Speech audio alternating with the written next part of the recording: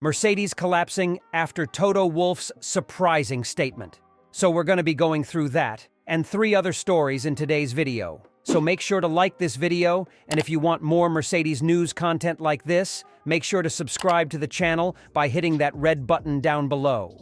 The first story is Toto Wolff exposes the truth about Mercedes' start of their season. Mercedes team boss Toto Wolff praised the mentality of Lewis Hamilton despite a rough start to F1 2024, even when over the fence he can see rival teams excelling.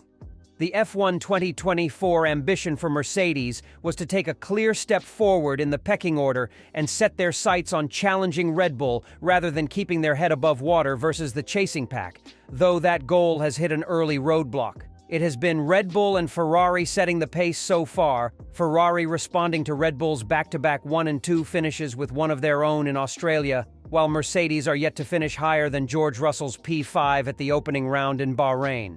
And Russell has taken firm control of the intra-team battle versus Hamilton, who is off to Ferrari for 2025, leading many to question where Hamilton's head is at after this underwhelming start to the season.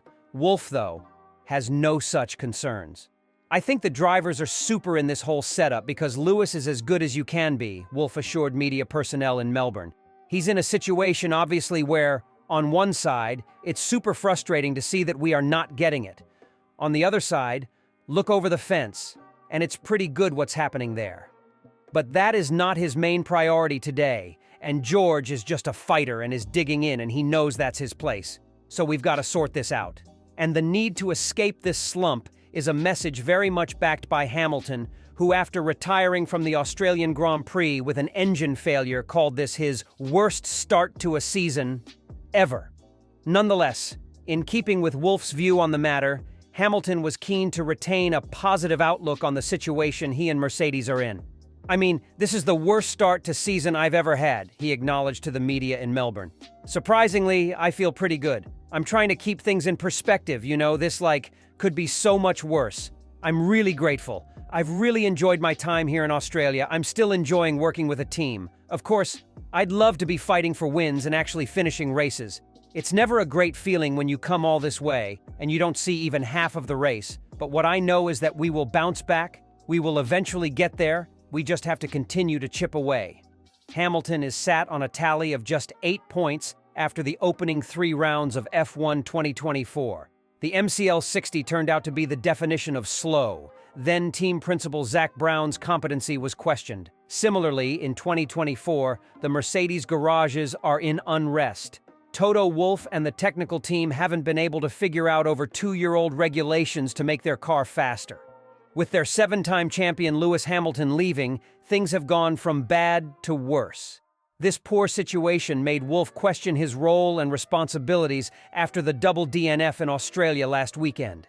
He said he looks at himself in the mirror every day and asks the fair question of staying as the team principal of the Silver Arrows. With his good friend Hamilton already out, is it time for him to switch paths too? Tom Clarkson sparked the discussion of Wolff's exit in the latest F1 Nation podcast. Guest host and Spanish journalist Jesus Balcero replied saying that with Lewis Hamilton already gone and the leadership constantly faltering, Toto Wolff's exit could be a possibility. If Mercedes wasn't the most successful team in the last 15 years, of course, it would be a completely different scenario, Balcero said. But yes, Mercedes is in a very complicated situation. They are losing their champion for next year. The car is obviously not responding to whatever they see in the wind tunnel. Ferrari and even McLaren are proving that it's not impossible to perform, to get closer to Red Bull, even in these regulations. So Mercedes is not getting it right, and at some point, you have to make changes, the Spaniard continued. Last year, they brought back James Allison for a strong role. But if the car is not getting closer to Red Bull, it has to happen because these regulations are getting older and the cars tend to converge. If Mercedes is not able to do it and some other teams are doing it, there has to be a problem. They have to point it out and sort it out. Lewis Hamilton shattered a ton of records in the turbo hybrid era. He won 6 drivers' championships and 8 constructors' championships with Toto Wolff and Mercedes. But come 2022, all of Mercedes' efforts fell flat and continue to do so. This had made Wolff give himself a reality check. We introduced new regulations 2 years ago, which are not so new anymore, and we are struggling. the Austrian told Fox Sports Australia. The second story is Wolff names first choice to replace Hamilton at Mercedes, as he sets timeline for decision. Mercedes boss Toto Wolff has put one driver above all others when it comes to signing a replacement for Ferrari-bound Lewis Hamilton, while highlighting a preferred time frame for the decision to be made. Following on from the bombshell winter announcement, Wolff name-checked reigning three-time world champion Max Verstappen as his #1 pick, though stressed that the Silver Arrows are not short of options. Quizzed about the choice ahead of him in an interview with Fox Sports Australia, Wolff began. "You know, as much as we were taken aback by Lewis's decision so quickly, now I really want to take my time. We have a slot free, the only one in the top teams. Unless Max decides he goes, then the slot is not going to be free with us anymore. There are a few options that are really interesting for us, from the very young super talent to some of the older ones who are very experienced."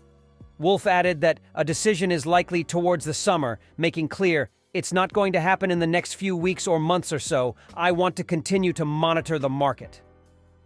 Asked if Mercedes could go for a more youthful prospect, such as junior driver Andrea Kimi Antonelli or an experienced pair of hands, Wolff opened up further. "I don't know yet," he said, having also been pushed if that call could come down to how George Russell performs over the course of the season. "I think it depends also what Max does. We have a young kid that is very promising.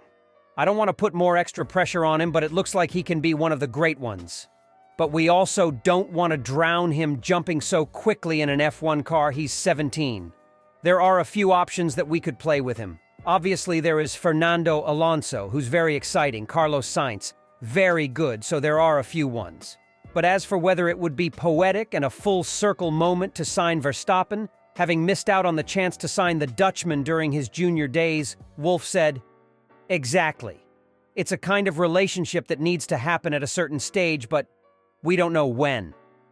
Asked directly if Verstappen is his #1 pick, Wolff replied, "Yes. I mean, you see what his performance levels are, but I wouldn't want to discount the other ones too. We've got to look at ourselves and say, what is it we can do with this car? Then it becomes much easier. Whoever drives the second car, it becomes much easier for George because he has the potential of being a world champion. It's much more the team's problem to solve than really looking for a silver bullet with an amazing driver." Mercedes have agreed a new multi-million-pound sponsorship deal with Adidas to become the Formula One team's official team clothing and merchandising partner next season.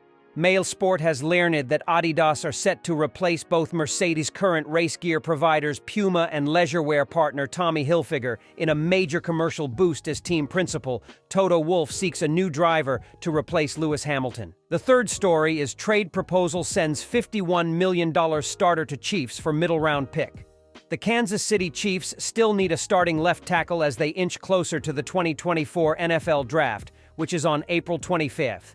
Though second-year offensive tackle Wanya Morris could in theory start at LT for the team next season, it would be better for him to continue to develop in a backup role, while also being a key emergency option if injuries hit the offensive line. So, finding a franchise left tackle in what is a very good offensive tackle draft class this year is likely at or near the top of general manager Brett Veach's priority list for the three-day event. But with soon-to-be added cap space because the team traded cornerback L'Jarius Sneed to the Tennessee Titans, Bleacher Report's Mo Moton believes there's one player the Chiefs should consider trading for to fill one of their biggest needs: Jacksonville Jaguars offensive tackle Cam Robinson. The 28-year-old has missed games because of injuries and a suspension, but he's a solid plug-in play option if Kansas City wants a proven starter, Moton wrote on March 29th. Moton also described what he believes the Jaguars could fetch for Robinson in a trade if they decided to replace him in-house. Jacksonville could look to Walker Little to take over at left tackle, which could make Robinson expendable and available for a middle-round pick. Since being drafted by the Jaguars in the second round 34th overall in the 2017 draft, Robinson has been a good starting caliber player when healthy and in the lineup. Robinson surrendered 20 sacks over 5 seasons as Jacksonville's full-time starter. Yet injuries and off-the-field behavior have Moton and others wondering if the 28-year-old Robinson's time in Jacksonville could be coming to a close sooner rather than later. Robinson is in the final year of his 3-year, $54 million contract with the Jaguars. He has a cap hit of $21.9 million, according to Over the Cap.